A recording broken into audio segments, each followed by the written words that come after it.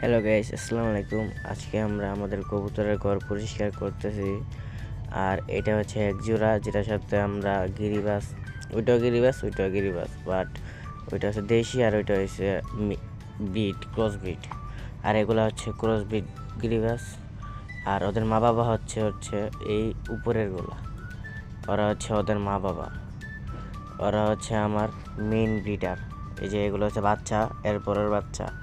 আর পাশে কোয়েল পাখি পালতেছি, এর পাশে কোয়েল পাখি রয়েছে, এই যে 3টা কোয়েল পাখি আছে। আর ওদেরকে খাবার দেই দিনে 2 বেলা, সকালে 1 বেলা আর বিকালে 1 বেলা। দেখুন কত সুন্দর মাক্সি কালার পাইছে।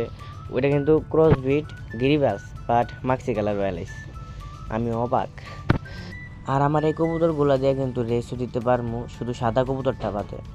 আর এদিকে হচ্ছে কবুতরের মালসা পরিষ্কার করা হচ্ছে। এই কবুতরের যে কবুতরগুলো দেখাইলাম, এই কবুতরগুলো বাচ্চা আছে। আর একটা হচ্ছে কিংয়ের সাথে ক্রস।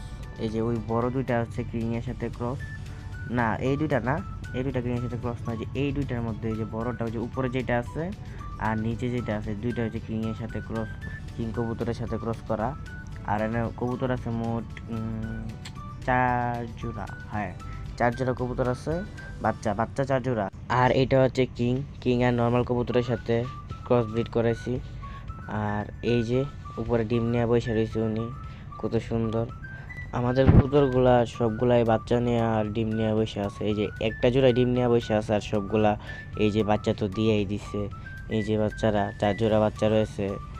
আর উপরে শুধু 1 জোড়া বাচ্চা আছে, ওরাও 1 মাসের ভিতরে বাচ্চা দিয়ে দেবে।